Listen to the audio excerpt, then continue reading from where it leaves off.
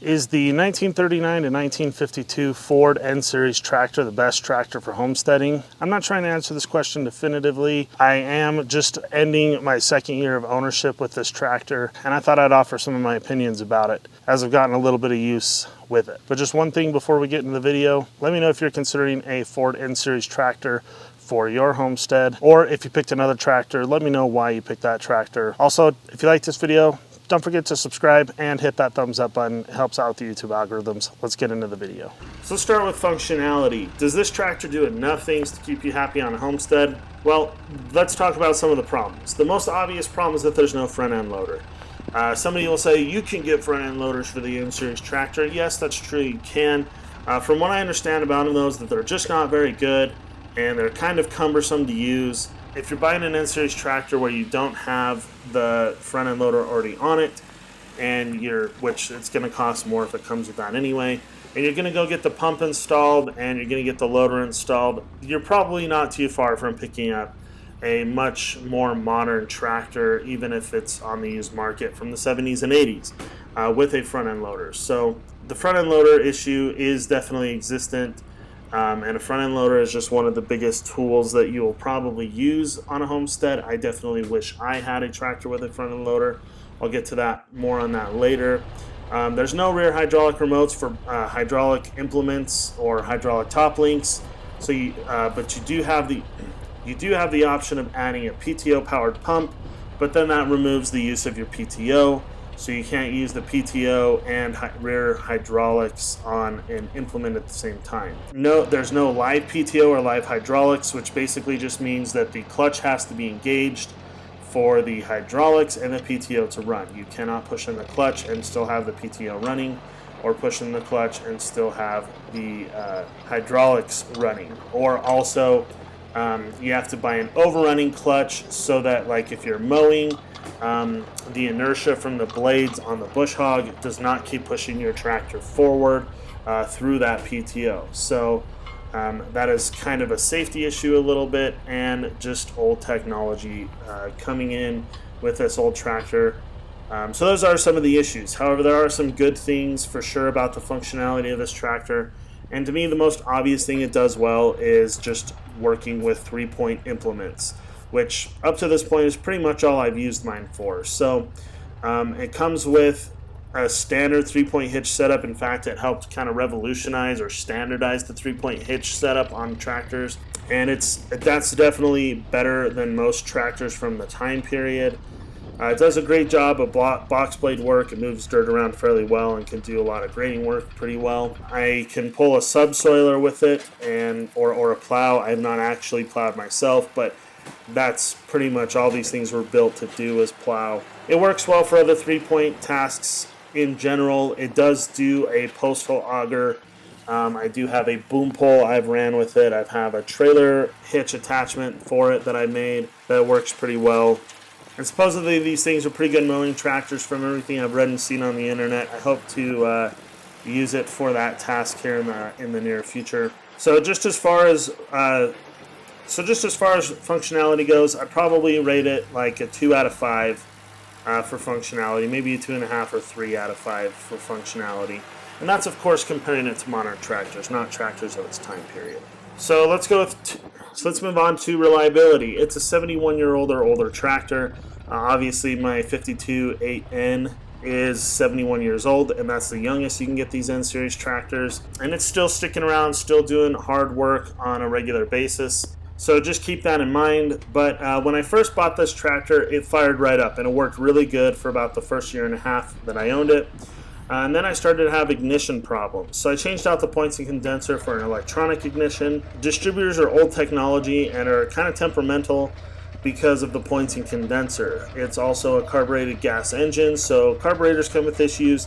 And of course you have the ethanol with modern gasoline that causes some problems, and this can be seen as good or bad. Some people will say it lacks power or torque. They want a diesel tractor or nothing. Or some people think carburetors are bad, or other people like me will say that a carburetor is easy to work on and there's no expensive injectors to replace. Everything I own is gasoline powered, so it's a lot easier for me to work with. The biggest problem you are going to have, though, is those points in condenser that are inside of the distributor. In my opinion, change it out for the electronic ignition. It's going to be far more reliable and just run better with the modern electronic ignition. Outside of that, a couple of other issues I can think of. My hydraulics need some work. They leak down fairly quickly, which is annoying, and I need to get that fixed, but I'm waiting until I have a much better area to work on it and that's coming up in the future. And then I had a leaky PTO shaft seal, so I had to change the seal out.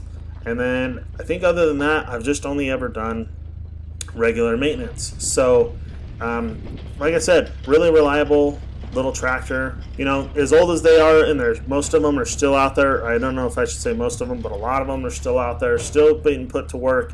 I definitely think that they're a pretty reliable tractor, and I'd probably rate it about a 3.5 or 4 out of 5 for reliability. So as far as maintenance goes, if a part breaks, can you get replacement parts? I'm saying this as sort of a shot in the dark with no real authority, as I have not owned a bunch of different kinds of old tractors, but I do believe that these old N-Series tractors are some of the best supported vintage tractors on the market in terms of parts. They are generally cheap, available, and plentiful. Being that this is old technology and having sold nearly 1 million old N-Series 4 tractors, a lot of the overseas manufacturers are still making parts for them, and they're generally going to be inexpensive to fix because of this. You can also get US made parts here and there. I think they're going to be a little bit more expensive, but I don't even think those are too terribly expensive either. And it's also going to be cheaper to fix than a newer tractor. So most things that I have worked on have been pretty easily repaired, and I think that just in general these are really farmer-friendly tractors. Just the average guy that's not a hardcore mechanic can go out and fix them. There's also excellent help on YouTube from Dan and Rachel Gingill. I don't remember their name. I probably just butchered it, but they offer some excellent mechanic videos that help you fix and diagnose most problems on these tractors. So really, really great tractors in my opinion for fixing yourself and fixing cheap. So I'd probably rate it a 5 out of 5 on maintenance. So how about value? How much tractor are you getting for your money? So this is going to vary a lot from region to region. In my experience, from looking on things like Marketplace and Craigslist, in the Midwest, you can pick these tractors up all day for around $2,000 in running condition. You could probably also say the same thing for the South and the East. In the West, they tend to run about $3,000 in running condition.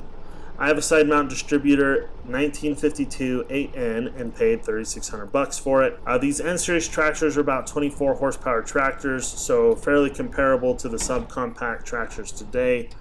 And they can really do some work. I haven't exactly used it to plow or disc any fields, but I have used other ground engaging implements, and it does pretty good work with them for a tractor that costs $2,000 to $3,000.